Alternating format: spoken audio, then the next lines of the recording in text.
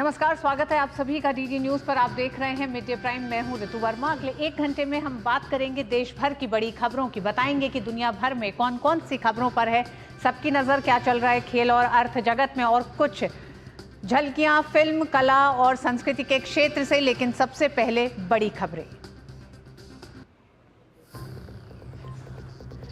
भारत दौरे पर आए मालदीव के राष्ट्रपति डॉक्टर मोहम्मद मोइज्जू ने प्रधानमंत्री नरेंद्र मोदी से की मुलाकात। प्रतिनिधिमंडल स्तर की बातचीत के बाद भारत मालदीव के बीच कई अहम समझौतों पर हुए हस्ताक्षर।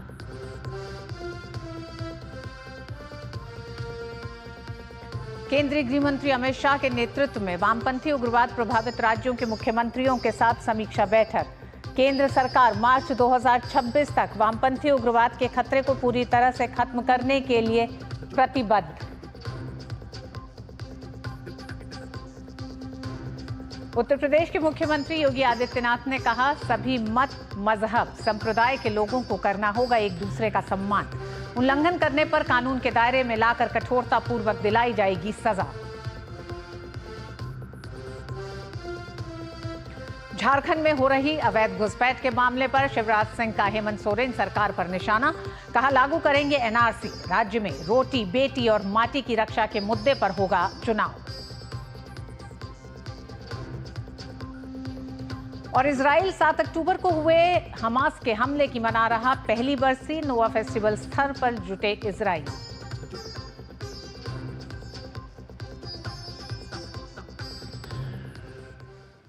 प्रधानमंत्री नरेंद्र मोदी और मालदीव के राष्ट्रपति मोहम्मद मोइज्जू ने हैदराबाद हाउस में मुलाकात की। पीएम मोदी और मालदीव के राष्ट्रपति के बीच बैठक के दौरान कई अहम मुद्दों पर बातचीत हुई। आपको बता दें कि मालदीव के राष्ट्रपति इस वक्त भारत के 5 दिवसीय दौरे पर हैं। मालदीव के राष्ट्रपति का ये दौरा बेहद महत्वपूर्ण माना जा रहा है दोनों देशों के संबंधों में। बाद में दोनों नेताओं की मौजूदगी में प्रतिनिधिमंडल स्तर की बातचीत हुई।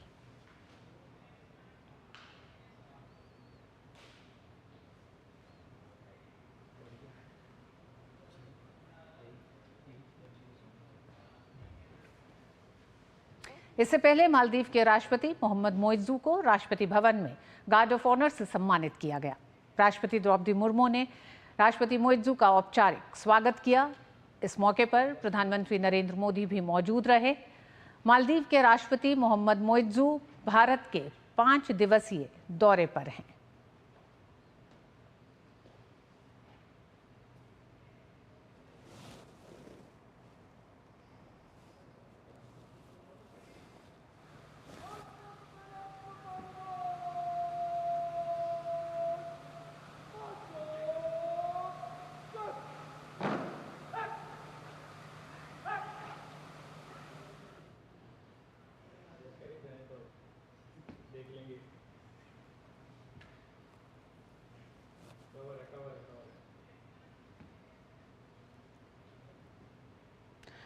राष्ट्रपति मोइज्जू ने राजघाट जाकर राष्ट्रपिता महात्मा गांधी की समाधि पर श्रद्धासुमन अर्पित किए।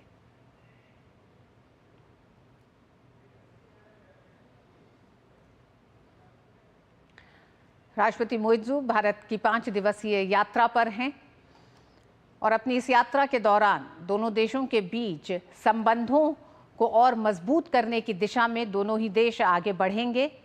एक तरह से जिसकी तमाम संभावनाओं पर विदेश मंत्री एस जयशंकर ने ट्वीट करते हुए कहा कि दोनों ही देशों के मैत्रीपूर्ण संबंध, राष्ट्रपति मोइज्जू की प्रधानमंत्री मोदी से मुलाकात के बाद इन संबंधों में और ज्यादा गहराई आएगी।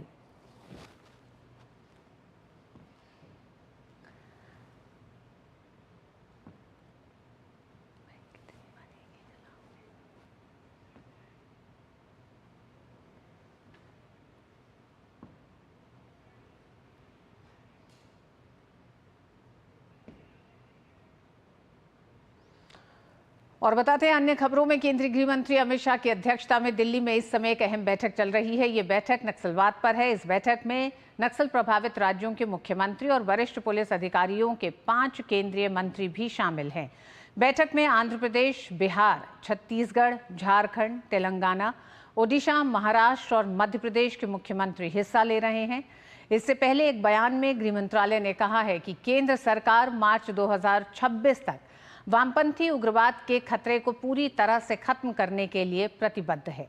इसमें कहा गया है कि केंद्र वामपंथी उग्रवाद से प्रभावित राज्य सरकारों को नक्सलवाद के खिलाफ उनकी लड़ाई में हर संभव सहायता प्रदान कर रहा है।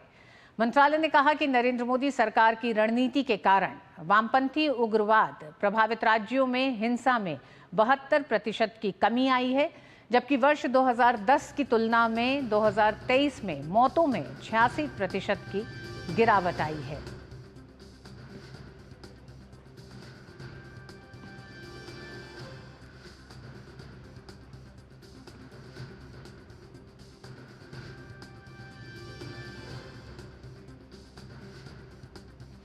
उधर मनी लॉन्ड्रिंग मामले में ईडी ने आप सांसद संजीव अरोड़ा के जालंधर स्थित घर पर छापेमारी की है। संजीव अरोड़ा पर गैरकानूनी तरीके से जमीन हासिल करने का आरोप है। इसके साथ ही नामी कारोबारी हेमंत सूद के घर पर भी ईडी ने छापेमारी की है। दोनों ही जगहों पर ईडी ने पुलिस बल का इस्तेमाल कर घरों व अन्य ठिकानों को सील कर दिया है।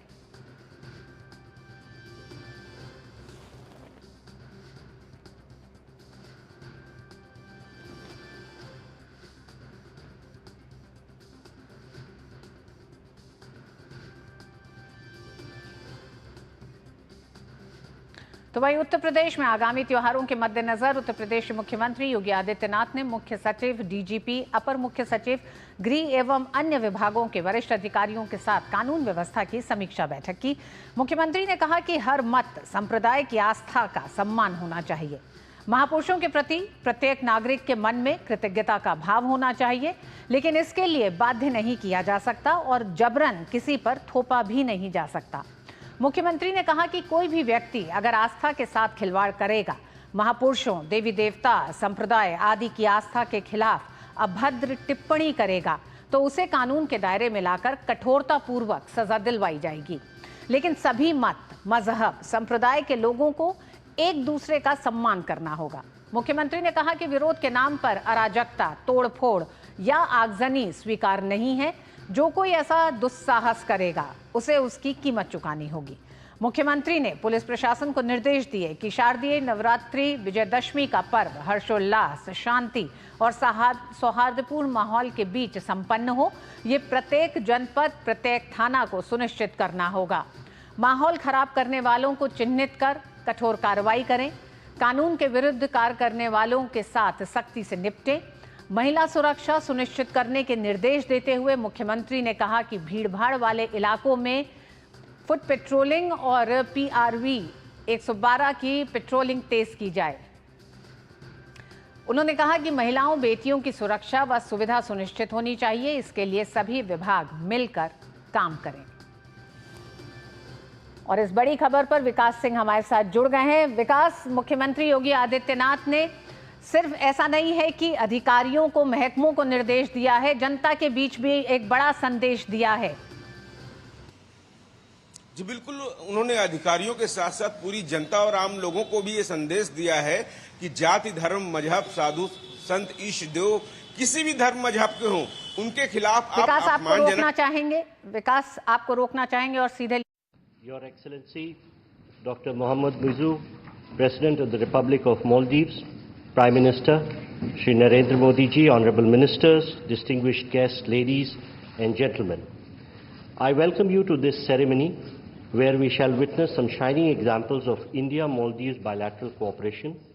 These are by the way of joint virtual inauguration of projects, exchange of agreements and memoranda of understanding followed by press statements by our two leaders.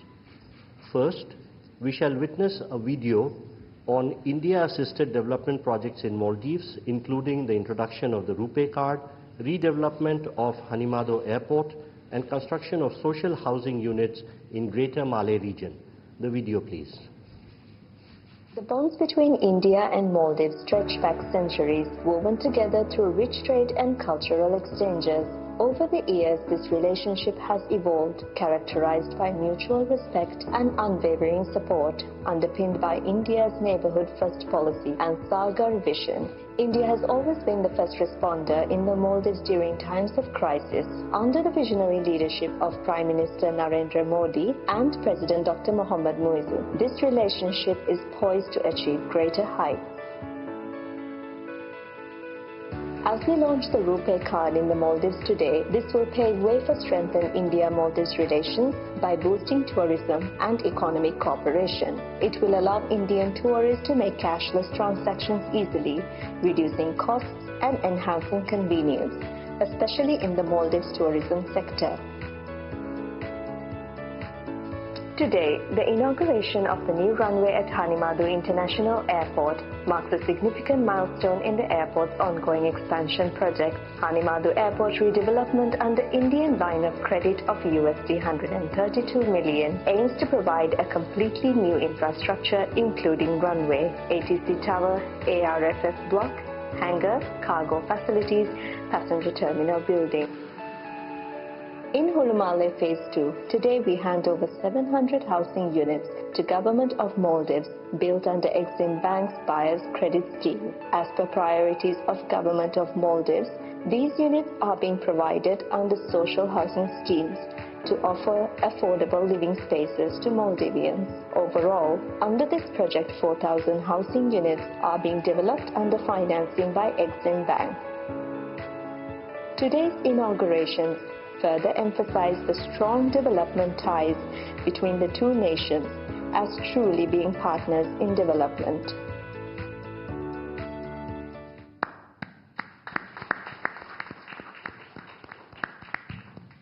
With the introduction of the RuPay card payments in Maldives, we will now watch live the first such transaction.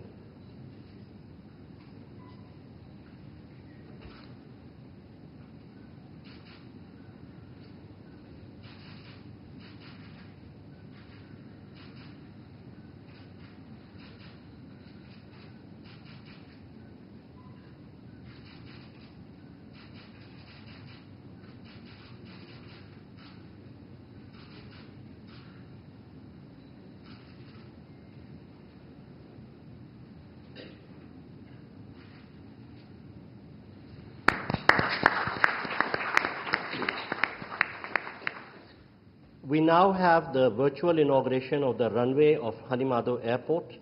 I request the two leaders to kindly unveil the virtual plaque by pressing the button in front of them.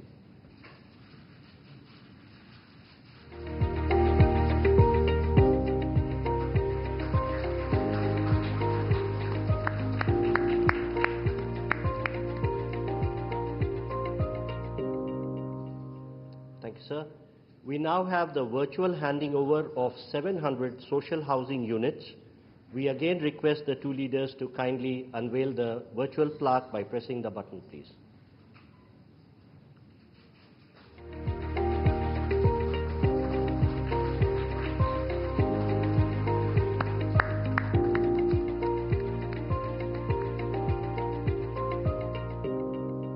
Thank you, sir. We now move to the exchange of agreements and documents. First, we shall witness the exchange of the currency swap agreement. This will be exchanged on the Maldivian side by Mr. Ahmed Munawar, Governor of Maldives Monetary Authority, and on the Indian side by Shri Ajay Seth, Secretary, Department of Economic Affairs, Ministry of Finance.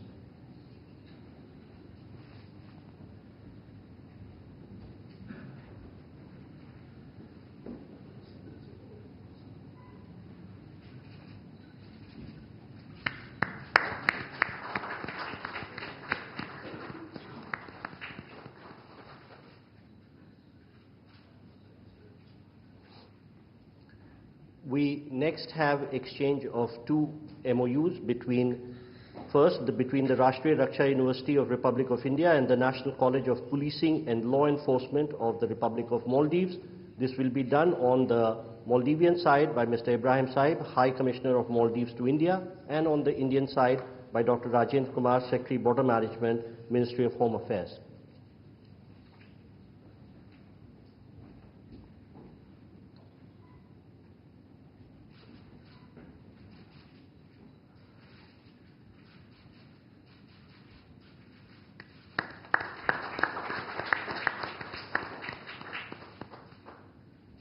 request the Secretary and the High Commissioner to stay on because the next exchange is also by them. This is the MOU between the Central Bureau of India and the Anti-Corruption Commission of Maldives for bilateral cooperation on prevention and combating corruption.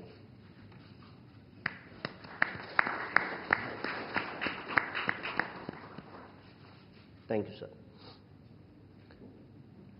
We now have the exchange of renewal of MOU between the National Judicial Academy of India and the Judicial Service Commission of Maldives on training and capacity building programs for Maldivian judicial officer. On the Maldivian side, it will be exchanged by Mr. Ibrahim Saib, High Commissioner of Maldives to India, and on the Indian side by Shri Manu Mahavar, High Commissioner of India to Maldives.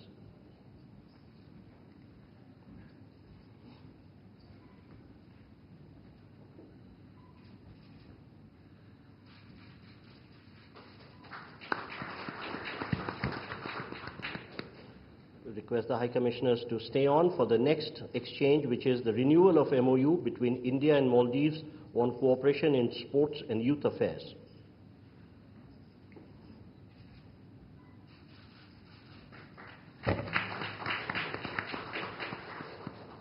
Thank you, sir. Ladies and gentlemen, that concludes the exchange ceremony. I now request spokesperson of the Ministry of External Affairs to conduct the remainder of the proceedings. Namaskar, good afternoon. Your Excellency Dr. Mohammad Muizzu, President of the Republic of Maldives, Honorable Prime Minister Shri Narendra Modi ji, Honorable Ministers and members of both delegations, distinguished guests and friends from the media. We will now have the press statements. May I request Honorable Prime Minister Shri Narendra Modi ji to give his remarks to the media. Your Excellency राष्ट्रपति मुइज़्ज़ू, दोनों देशों के delegates, media के हमारे साथी, सबको नमस्कार। सबसे पहले मैं राष्ट्रपति मुइज़्ज़ू और उनके प्रतिनिधि मंडल का हार्दिक स्वागत करता हूं।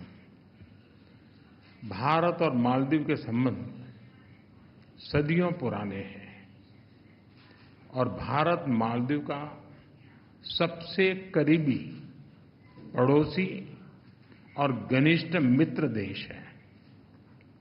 हमारी नेबरहुड फर्स्ट पॉलिसी और सागर विजन ने मालदीव का महत्वपूर्ण स्थान है इन दोनों में।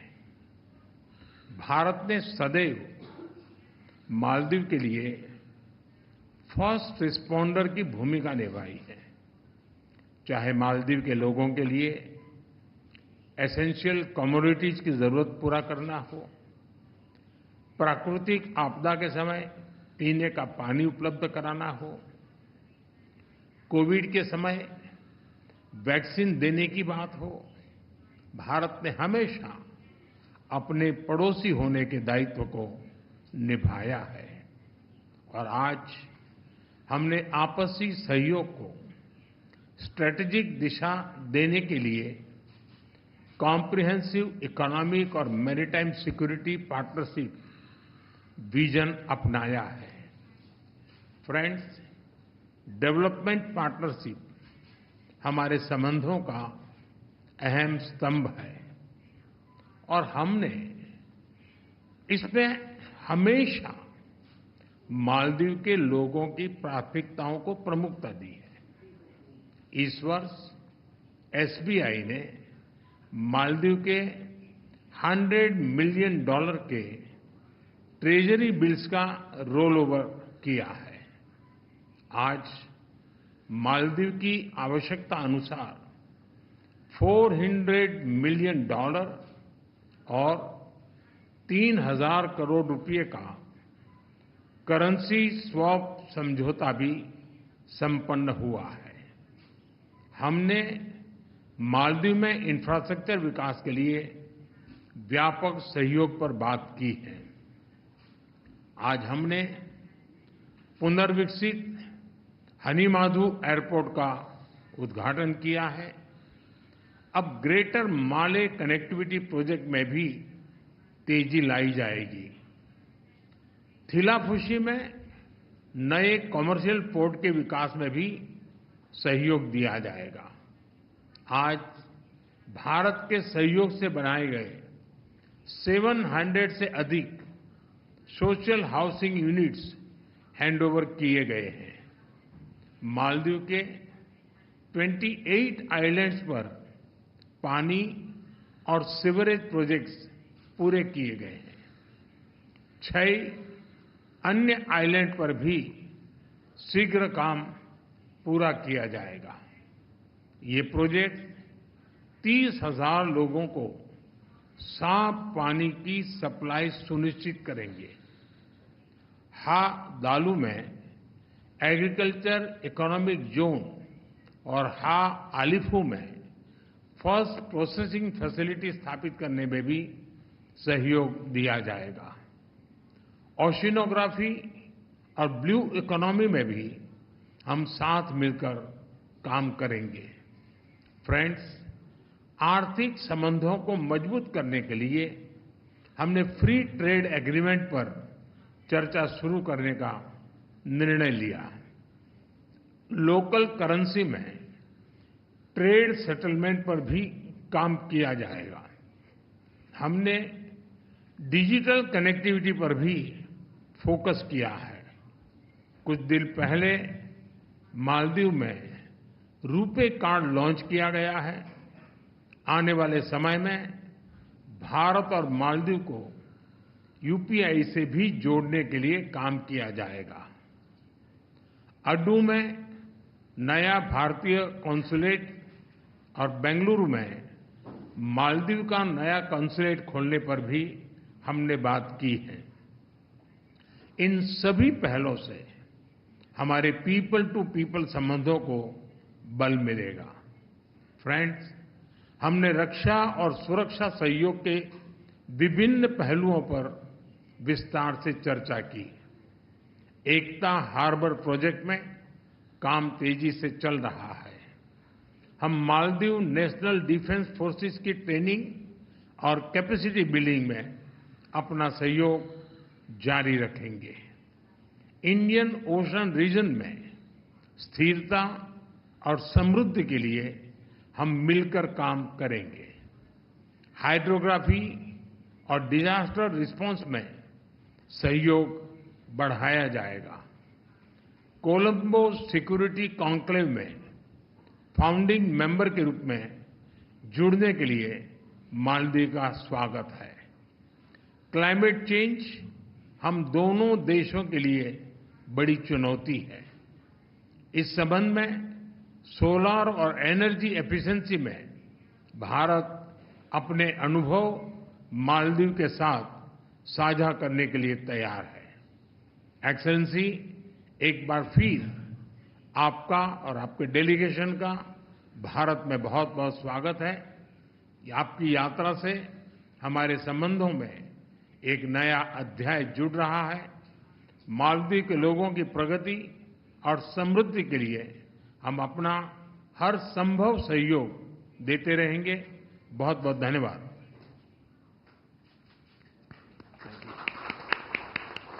Thank you, sir. May I now request His Excellency Dr. Mohammad Muizzu, President of the Republic of Maldives, to give his remarks to the media. Excellency Narendra Modi, Prime Minister of the Republic of India, distinguished members of both delegations, members of the media, ladies and gentlemen, good afternoon to you all. Let me start by conveying my sincere gratitude to President Her Excellency Draupadi Murmu for the invitation extended to me. I also thank the President, Prime Minister Modi, the government and friendly people of India for the warm welcome and generous hospitality accorded to me and my delegations since our arrival yesterday. Prime Minister Modi and I held extensive discussions taking stock of our successful development journey together and charting a path for the future collaboration between our two countries. We agreed on a comprehensive vision document charting the course of our bilateral relationship, a vision for comprehensive economic and maritime security partnership will encompass development cooperation, trade and economic partnerships, digital and financial initiatives, energy projects, health cooperation, as well as maritime and security cooperation. India is a key partner in the socio-economic and infrastructure development of the Maldives and has stood by the Maldives during our times of need. I would like to thank Prime Minister Modi, the government and people of India for the generous assistance and cooperation extended to the Maldives over the years, including the recent budgetary support in form of rollover of the T-bills. I am thankful for the Indian government's decision to provide support in the form of 30 billion Indian rupees in addition to $400 million bilateral currency swap agreement, which will be instrumental in addressing the foreign exchange issues we are facing right now. Our discussions today underscored a shared commitment to remain engaged on further measures that will bolster the Maldives' economic resilience and stability.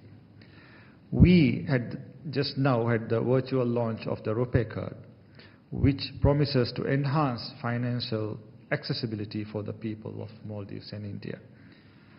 We also just marked the completion of 700 housing units under the Indian Exim Bank's Buyer's Credit Scheme to address the housing needs in the Maldives. Additionally, we witnessed the inauguration of Hanimadu Airport runway, which would lead to better connectivity for economic growth. In addition to this, we have just signed and exchanged key documents aimed at enhancing our collaboration in several critical areas such as youth and sports, combating corruption, and building capacity across various sectors. These agreements will not only strengthen our institutional frameworks but also promote transparency and accountability, which are essential for sustainable development. We look forward to concluding the free trade agreement with India, which will enable us to harness the full economic potential between our countries and to increase Indian investments in both our tourism and various sectors of development. Our people-to-people connections have long been the foundation of the relationship between India and Maldives. Many Maldivians travel to India for tourism, for medical purposes, for education, and for many other needs. At the same time, the Maldives hosts a large number of Indians who contribute to the development of the Maldives. India is one of our largest tourism source markets, and we hope to welcome more Indian tourists to the Maldives, allowing for shared growth and understanding between our peoples. We have closely collaborated on multilateral fora, including seeking solutions to climate change and promoting sustainable development, and will continue to do so. Looking ahead, we are fully committed to strengthening our cooperation with India across a broad spectrum of areas, including high-level exchanges that foster deeper understanding and friendship between our nations. A democratic, prosperous, and a resilient Maldives is important for peace and stability in the Indian Ocean region, and India is an important partner in the maritime security domain due to our geographical proximity. The ties between the Maldives and India are centuries old, as evident throughout our histories. Next year, we will be marking the 60th anniversary of the establishment of formal diplomatic relations between our two countries. I have invited Prime Minister Modi to undertake a state visit to the Maldives to commemorate this occasion. Together, we will work to build a future that only benefits both our countries. I am confident that our continued collaboration will lead to a brighter future. The Maldives will remain a true friend, committed to our shared vision of peace and development in our countries and our region. Prime Minister Modi, let me thank you once again for your commitment to strengthening the ties of friendship between the Maldives and India. I wish both our nations continued growth, prosperity and harmony. Thank you. Thank you, sir. That concludes the press statements. Please be seated as the dignitaries exit the room. Maldives के राष्ट्रपति मोइज़ू की 5 दिवसीय भारत यात्रा का बेहद अहम दिन आज है और जब प्रधानमंत्री नरेंद्र मोदी और राष्ट्रपति मोइज़ू के बीच प्रतिनिधिमंडल स्तर की बातचीत हुई, उस बातचीत के दौरान भी दोनों देशों के बीच विभिन्न मुद्दों पर आगे बढ़ते हुए मैत्रीपूर्ण संबंधों को नए आयाम पर ले जाने की एक तरह से प्रतिबद्धता दोहराई गई। साथ ही साथ कई ऐसे बड़े समझौतों पर हस्ताक्षर हुआ और जो बड़ी बातें हुई आज के दिन, उसमें एक इंटरनेशनल एयरपोर्ट रनवे जो कि हानिमदो अंतर्राष्ट्रीय हवाई अड्डे का रनवे का भी उद्घाटन किया गया, साथ ही रुपए कार्ड का भी आरंभ हुआ दोनों देशों के बीच में। इसी के साथ साथ 700 हाउसिंग यूनिट्स जो सोशल हाउसिंग स्कीम के तहत भी, उसका भी एक तरह से अनावरण किया गया है। तो ये वो संबंध हैं दोनों देशों के बीच, पुराने संबंध। प्रधानमंत्री नरेंद्र मोदी ने अपने वक्तव्य में साफ कहा कि दोनों ही देशों के संबंध सबसे पुराने हैं और घनिष्ठ मित्र हैं। उन्होंने ये भी कहा अपने पूरे संबोधन में कि मालदीव पड़ोसी और घनिष्ठ मित्र है। साथ ही साथ उन्होंने कहा कि मालदीव के लोगों की ज़रूरतों को प्राथमिकता भारत हमेशा देता रहा है। उन्होंने जिक्र किया उन तमाम पड़ावों का भी। उन्होंने बताया कि किस तरह से करेंसी स्वैप समझौता संपन्न हुआ है जो मालदीव और भारत के बीच पीपल टू पीपल कनेक्ट को और मजबूत करेगा।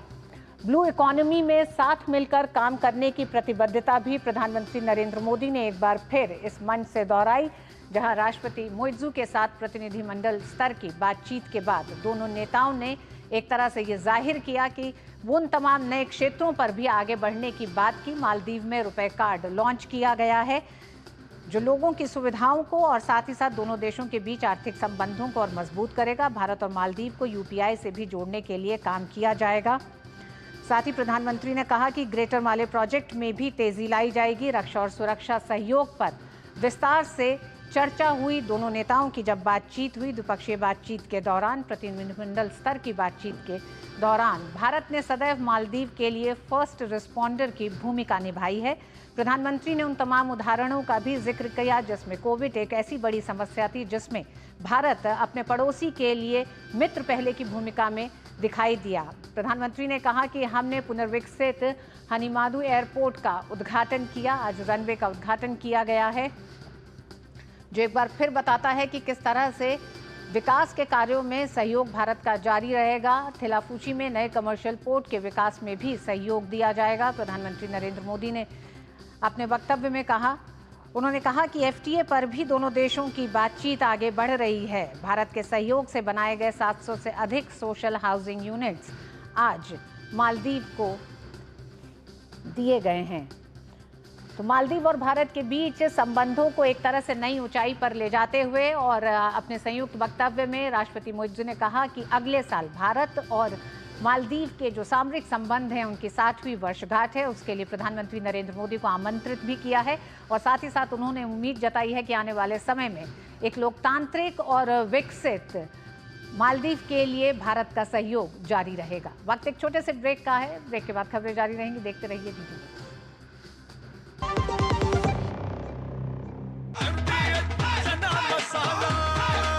अब छोलिया हो या लोबिया, सफेद चने या काले चने, सब कुछ मजेदार बने।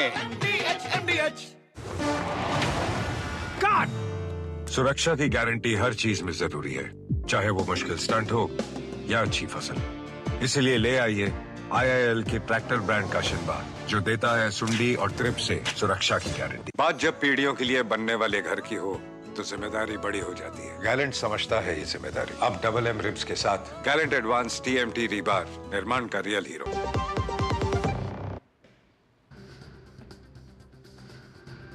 केंद्रीय गृह एवं सहकारिता मंत्री अमित शाह ने वामपंथी उग्रवाद प्रभावित राज्यों के मुख्यमंत्रियों के साथ समीक्षा बैठक की अध्यक्षता की।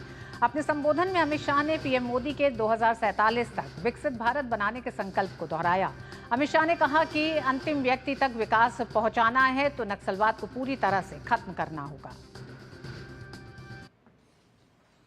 हमारे देश के प्रधानमंत्री जी ने हमारे देश की जनता के सामने 2047 तक विकसित भारत का उद्देश्य रखा है। अगर ट्राइबल क्षेत्र में दूर दराज के गांवों तक, दूर दराज की व्यक्तियों तक सभी मायनों में विकास को पहुंचाना है तो उसके खिलाफ सबसे बड़ा हर्डल कोई है तो ये नक्सलवाद है। अंतिम व्यक्ति तक अगर विकास पहुंचाना है तो हमें नक्सलवाद को पूर्णतः निर्मूल करना पड़ेगा। अमित शाह ने सभी युवाओं से मुख्यधारा में लौटने की अपील करते हुए कहा कि अब तक 13,000 से ज्यादा लोगों ने हथियार छोड़े हैं। मैं देश भर में नक्सलवाद के साथ जुड़े हुए युवाओं को आज के इस सम्मेलन के माध्यम से अपील करना चाहता हूं, चाहे नॉर्थ ईस्ट हो, चाहे कश्मीर हो, चाहे वामपंथी उग्रवादी क्षेत्र हो, सब जगह लगभग कुल मिलाकर 13,000 से ज्यादा लोगों ने हथियार छोड़े हैं और मेन स्ट्रीम में शामिल हुए हैं।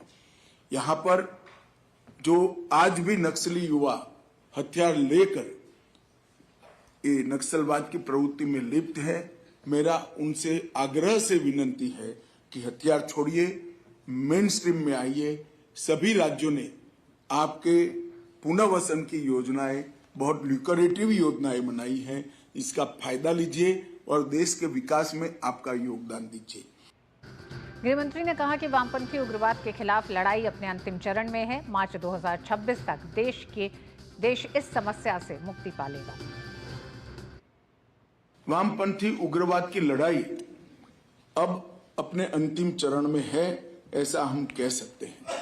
और मैं विश्वास के साथ आप सभी को बताना चाहता हूं कि 2026 मार्च तक आप सभी के सहयोग से ये देश दशकों पुरानी समस्या से मुक्ति पा लेगा। अब हमें एक अंतिम प्रहार करने की जरूरत है, फाइनल पुश की जरूरत है। और खबरों में आगे पूर्व केंद्रीय मंत्री लालू प्रसाद यादव और उनके दोनों बेटों तेज प्रताप यादव और तेजस्वी यादव समेत सभी आरोपियों को जमीन के बदले नौकरी मामले में जमानत मिल गई है। सभी आरोपियों को अपने अपने पासपोर्ट जमा करने की शर्त और 1-1 लाख रुपए के मुचलके पर जमानत मिली है। दिल्ली की राउज एवेन्यू कोर्ट में मामले की अगली सुनवाई 25 अक्टूबर को होगी। 25 अक्टूबर को आरोप तय करने पर जिरह से पहले चार्जशीट और उससे जुड़े दस्तावेजों की स्क्रूटनी की कानूनी प्रक्रिया का पालन किया जाएगा। लालू प्रसाद यादव राउज एवेन्यू कोर्ट में अपने बेटों के साथ पहुंचे थे। Lalu Prasad Yadav court wheel chair पर पहुंचे थे। ईडी ने मामले में पूरक आरोप पत्र दायर किया था, जिसके आधार पर कोर्ट ने सभी को समन भेजा था।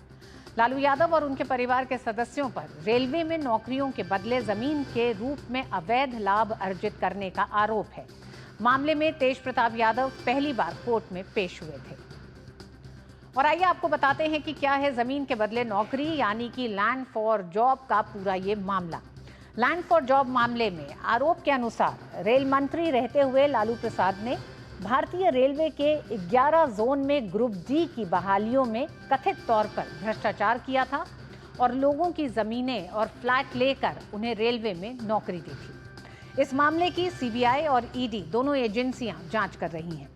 जांच में यह बात सामने आई है कि लालू ने अपने और अपने परिवार के लोगों के नाम पर इन जमीनों की रजिस्ट्री कराई थी। इस केस में सीबीआई और ईडी ने इस मामले में लालू प्रसाद, उनकी पत्नी राबड़ी देवी, बेटी मीसा भारती, दूसरी बेटी हेमा यादव, बेटा तेजस्वी यादव और दूसरा बेटा तेज प्रताप यादव समेत कई लोगों को आरोपी बनाया है।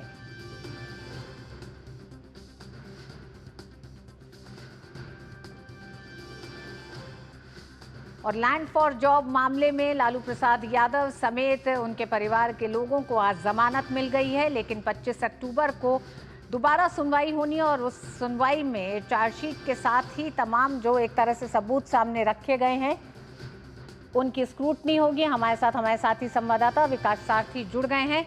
विकास, क्या इसको ये माना जाए कि फौरी तौर पर लालू प्रसाद यादव और उनके परिवार की एक मुसीबत टली है लेकिन खत्म नहीं हुई है? बिल्कुल ऋतु, इसमें जैसा आप अभी बता रही थी कि इस मामले में दो चीजें हैं। पहला सीबीआई की जो जांच चल रही है और ईडी की। तो सीबीआई मामले में भी अब से 2 साल पहले उनको जमानत मिल गई थी और अब ईडी में जो पिछली बार सुनवाई हुई थी और चार्जशीट का संज्ञान लिया था कोर्ट ने, सभी आरोपियों को पेश होने के लिए कहा था, तो उसके बाद की जो पूरी प्रक्रिया है उसमें जो बचाव पक्ष होता है वो ये कहता है कि वो कंटेस्ट करेंगे चार्जशीट को। वो चार्जशीट के खिलाफ मुकदमा लड़ेंगे। तो अब आगे की प्रक्रिया वही है, इसलिए कोर्ट ने उनको जमानत दे दी है। आमतौर पर चार्जशीट दाखिल होने के बाद कुछ शर्तें होती हैं, जैसे आज जो उनको जमानत मिली है उसमें पासपोर्ट उनको देना होगा, 1 लाख का बॉन्ड भरना होगा। ये सारी जो एक रेगुलर शर्तें होती हैं वो रखी जाती हैं ताकि आरोपी का जो अटेंडेंस है वो सुनिश्चित किया जा सके। अगर कोर्ट चाहता है कि आने वाले कुछ दिनों में दोबारा उनको समन किया जाए, तो ये सुनिश्चित अगर कोर्ट कर लेता है तो लगभग सभी मामलों में इस तरह से जमानत मिल जाती है। एक फौरी राहत आप कह सकते हैं, क्योंकि अब उनको ट्रायल का सामना करना होगा और अब जब दोबारा सुनवाई होगी उस दिन जो चार्जशीट है या उसके साथ जो एनेक्शर्स हैं जो लगाए ईडी ने अपने चार्जशीट में, उनकी स्क्रूटनी होगी कि उनमें से किन चीजों पर क्या कुछ आपत्ति भी हो सकती है बचाव पक्ष को। ये सारी चीजें आगे की प्रक्रिया का हिस्सा होंगी और फौरी राहत फिलहाल आप कह सकते हैं कि लालू प्रसाद और उनके परिवार के सदस्यों के लिए। इसके अलावा इसमें रेलवे के तत्कालीन कुछ वरिष्ठ कर्मी भी हैं। पूरा स्कैम जैसा आप अभी बता ही रही थी कि नौकरी के बदले कई लोगों की जो जमीनें थी उनको अपने नाम पे कराया गया, लालू परिवार के सदस्यों के नाम पे कराया गया और उसके बदले उनको नौकरी देने का वायदा हुआ अलग अलग मंडलों में। ये भी आप ध्यान रखें कि रेलवे के अलग अलग मंडल होते हैं, इसीलिए कई तरह के आरोप हैं। अलग अलग मंडल को लेकर के अलग अलग FIR भी दर्ज की गई थी। ये पूरा मामला उनके खिलाफ चल रहा है और अब आगे आने वाले दिनों में साफ होगा कि ये जो राहत है लालू और उनके परिवार को वो आगे कब तक और बरकरार रहेगी। और ट्रायल क्योंकि अब शुरू होने में बहुत ज्यादा वक्त, अब जो प्रक्रिया है उसकी अगर हम बात करें तो अगले जो स्क्रूटनी के बाद जो चीजें शुरू होंगी उसमें चार्जेस फ्रेम तय करने के बाद ट्रायल ही शुरू होगा। जी, बहुत बहुत धन्यवाद विकास इस पूरी जानकारी के लिए इस बड़े मामले पर। और मिड डे प्राइम में वक्त एक छोटे से ब्रेक का है, आप कहीं मत जाइए, जुड़े रहिए DD न्यूज के साथ।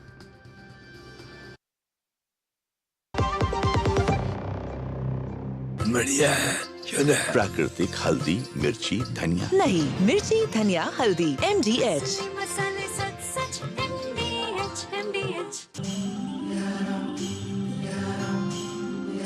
Let yourself flow with the turn of each tide. Salty winds, you sweeten your ride. Maharashtra is the hit. Maharashtra tourism. बात जब पीढ़ियों के लिए बनने वाले घर की हो तो जिम्मेदारी बड़ी हो जाती है। गैलेंट समझता है ये जिम्मेदारी। अब डबल M रिब्स के साथ गैलेंट एडवांस TMT रीबार, निर्माण का रियल हीरो। प्रधानमंत्री नरेंद्र मोदी ने सार्वजनिक पद पर आज 23 वर्ष पूरे कर लिए हैं। गुजरात के मुख्यमंत्री के तौर पर आज ही के दिन 2001 में गुजरात के मुख्यमंत्री बने थे और 2014 में देश के प्रधानमंत्री बने। आइए डालते हैं प्रधानमंत्री मोदी के कार्यकाल की उपलब्धियों पर नजर। और सबसे पहले बात करते हैं स्वच्छ भारत के अभियान की और इसकी उपलब्धियों की। स्वच्छ भारत अभियान के तहत भारत में 100% गांव खुले से शौच में मुक्त हुए हैं। 11 करोड़ से अधिक घरों में शौचालय का निर्माण किया गया है पिछले 10 सालों में। तो वहीं 10 सालों में स्वच्छता अभियान एक जन आंदोलन के रूप में तैयार हुआ है, जिसका असर ग्रामीण भारत पर बड़े पैमाने पर दिखाई देता है। सबका साथ, सबका विकास, सबका विश्वास और सबका प्रयास, इसकी उपलब्धियां भी कई हैं, जिनमें 36 करोड़ से अधिक लोगों को मुफ्त स्वास्थ्य बीमा उपलब्ध कराया गया है। PM गरीब कल्याण अन्न योजना के तहत 80 करोड़ से अधिक लोगों को मुफ्त राशन उपलब्ध कराया जा रहा है। PM जनधन योजना के तहत 53 करोड़ से अधिक बैंक खाते खोले गए हैं। PM आवास योजना के तहत 4 करोड़ से अधिक घर उपलब्ध कराए गए हैं। वहीं नल से जल कवरेज 10 साल में एक बड़े पैमाने पर गांव तक पहुंची है। 16% से बढ़कर ये 78% हो गया है जल से नल पहुंचना, माफ करिएगा, नल से जल पहुंचना। PM किसान योजना के तहत 11 करोड़ से अधिक किसानों को आर्थिक सहायता मिली है। उज्ज्वला योजना के तहत 105% से अधिक LPG कवरेज सुनिश्चित किया गया है। वहीं आधार के लिए 99% वयस्क आबादी का पंजीकरण किया गया है।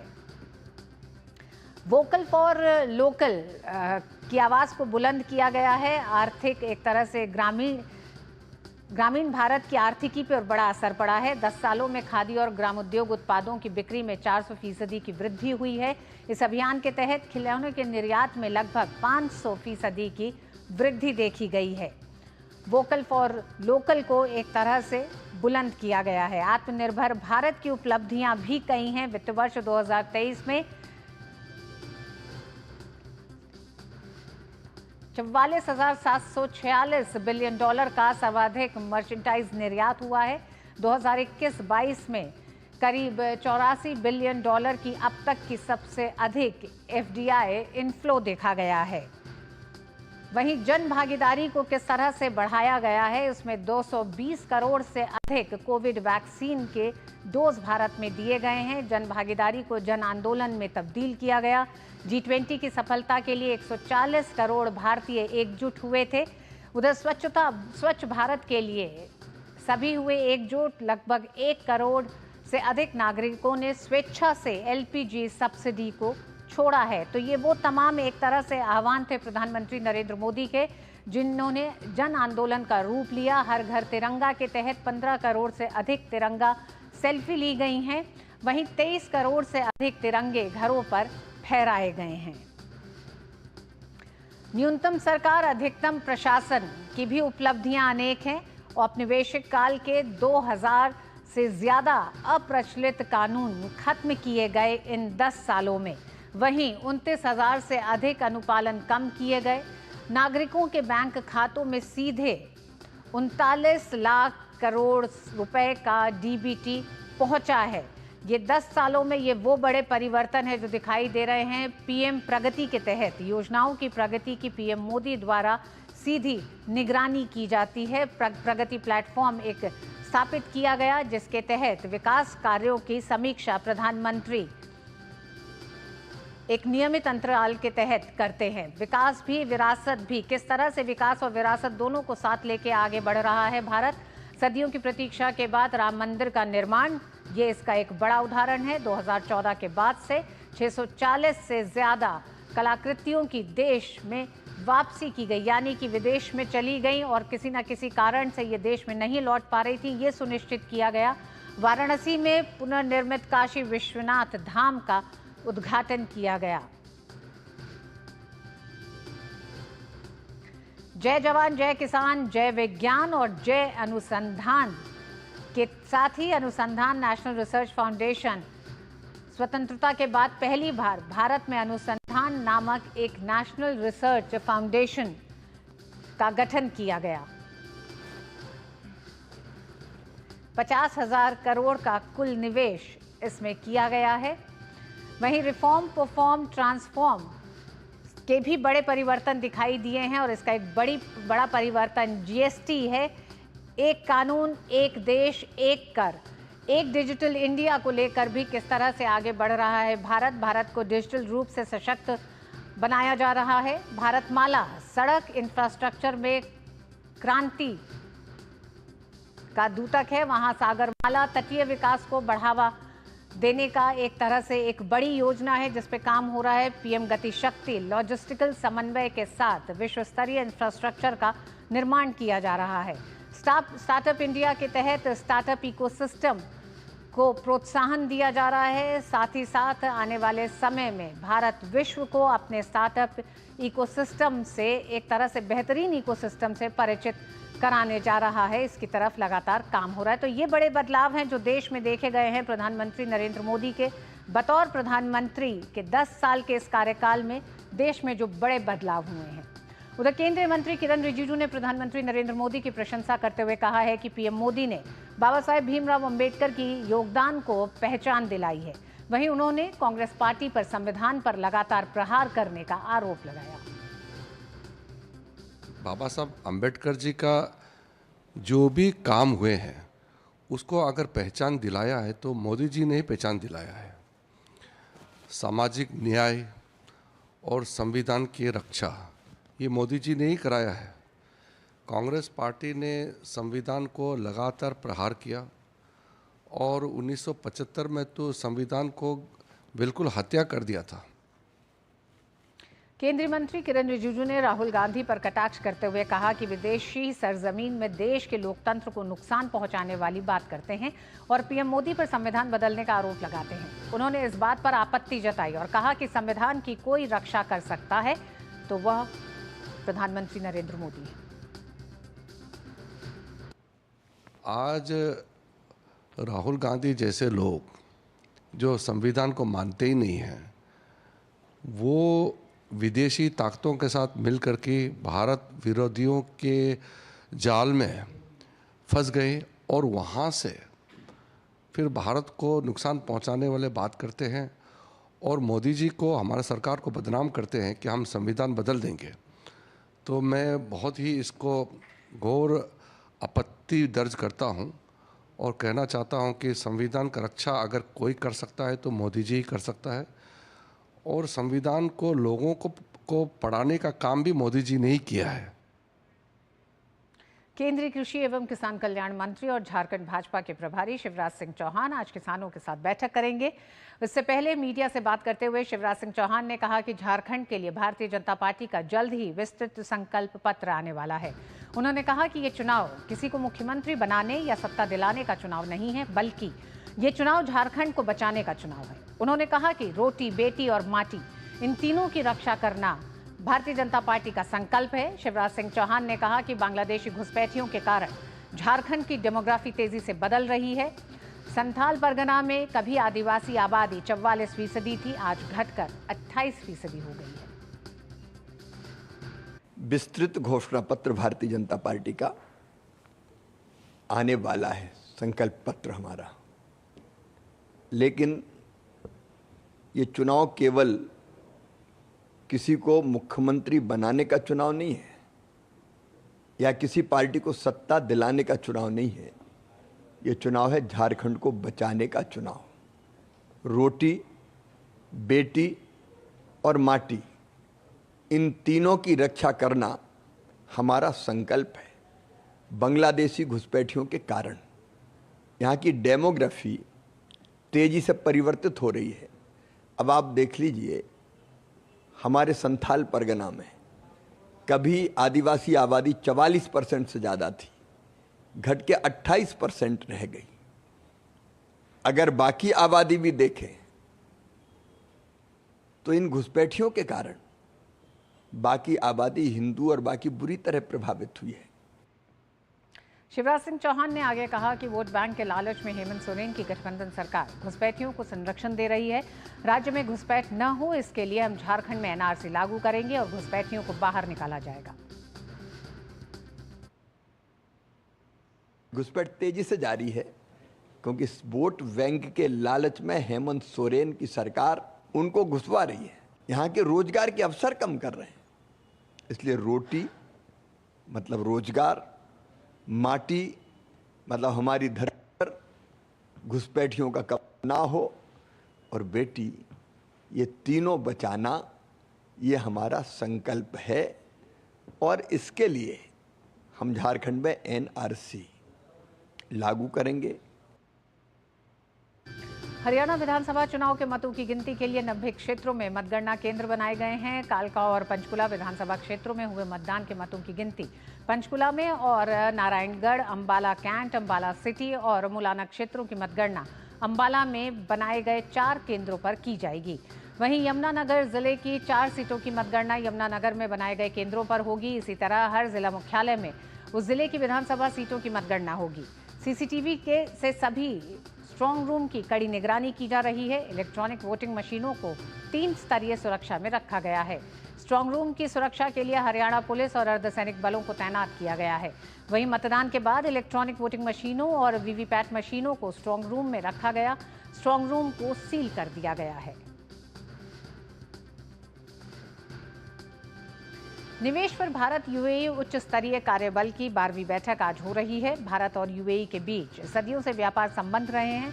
पहले दोनों देशों के बीच खजूर, मोती और मछली जैसी पारंपरिक वस्तुओं का व्यापार होता था। यूएई में तेल की खोज के बाद दोनों देशों के व्यापार संबंधों में तेजी आई।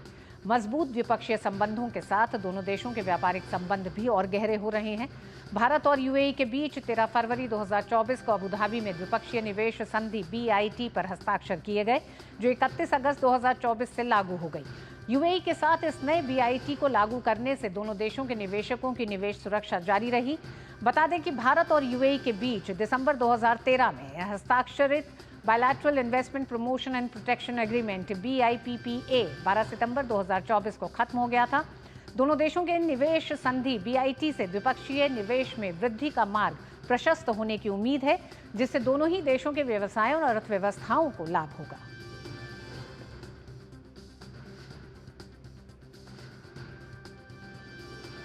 RBI की हर 2 महीने में होने वाली मॉनेटरी पॉलिसी कमेटी की बैठक आज से शुरू हो गई है। MPC के chairman RBI governor Shaktikanta Das बुधवार 9 अक्टूबर को 3 दिन की बैठक के नतीजों की घोषणा करेंगे। फिलहाल RBI की रेपो दर 6.5% है। RBI ने फरवरी 2023 से रेपो दर को 6.5% पर बरकरार रखा है और जानकारों की माने तो इस बार की बैठक में भी रेपो रेट में कटौती की संभावना नहीं है। एक्सपर्ट्स का कहना है कि रिटेल इन्फ्लेशन अब भी चिंता का विषय बना हुआ है।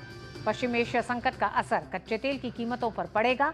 ऐसे में रेपो दर में कटौती की संभावना नहीं है। और मिड डे प्राइम में आज बस इतना ही। DD न्यूज पे खबरें जारी रहेंगी। मुझे दीजिए अनुमति। नमस्कार।